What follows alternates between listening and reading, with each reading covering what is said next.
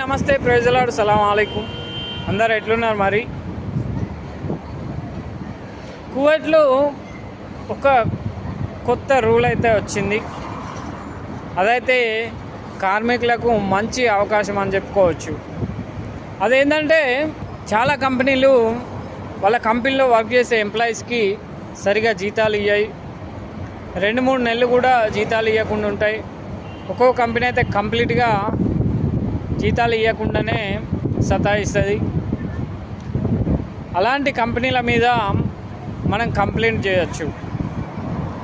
అలా మనం కంప్లైంట్ చేసినప్పుడు అయితే గవర్నమెంట్ అయితే వారి ఫైళ్ళను సీజ్ చేసి కంపెనీ అయితే క్లోజ్ చేయడం జరుగుతుంది.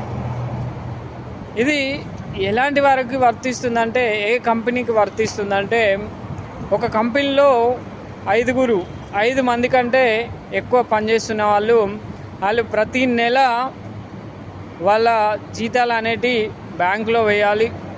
అలాగే ప్రతి నెల జీతాలు వేస్తున్నట్లయితే వారి ఫైళ్ళను సబ్మిట్ చేయాలి. అలా చేసినప్పుడైతే గవర్నమెంట్కి తెలుస్తుంది. ఏ కంపెనీలు అయితే చిన్న కంపెనీలు ఉంటాయి, అందులో 2 లేదా 3, 4 అలా పనిచేసే వాళ్ళైతే వాళ్ళ ఇష్టం.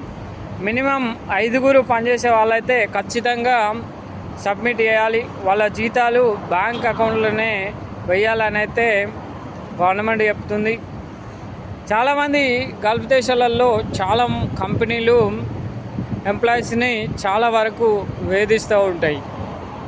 ఇలాంటి వారికైతే గుడ్ న్యూస్ అని చెప్పుకోవచ్చు. చాలా కంపెనీలలో ఈ డెలివరీ కంపెనీస్ కూడా థర్డ్ పార్టీ కంపెనీస్ వల్ల చాలామంది నష్టపోతుంటారు. చేసే పనేమో 16 గంటలు 14 గంటలు అని ఉంటుంది. వాళ్ళు ఇచ్చే జీతం అయితే కొద్దిపాటి జీతం ఉంటుంది. అలా చాలామంది డెలివరీ బాయ్స్ కూడా చాలా నష్టపోతున్నారు. అలాంటి వారికైతే ఇది గుడ్ న్యూస్ అని చెప్పుకోవచ్చు. కువైట్లో ఉన్న మన తెలుగు వాళ్ళు ఎవరైనా ఉంటే దీన్ని గమనించి ఎవరైనా అలా జీతాలు తీసుకోకుండా ఉంటే మీరు ఒక కంప్లైంట్ ఇస్తే వాళ్ళైతే కంపెనీ సీజ్ చేస్తారు. ఓకేనా ఫ్రెండ్స్? వీడియో నచ్చితే లైక్ చేయండి, కామెంట్ చేయండి. కువైట్లో మీ ఫ్రెండ్స్ ఎవరైనా ఉంటే వీడియోని షేర్ చేయండి ఫ్రెండ్స్. ఎవరైనా మన వీడియోని కొత్తగా చూస్తున్నట్లయితే సబ్స్క్రైబ్ చేసుకోండి ఫ్రెండ్స్.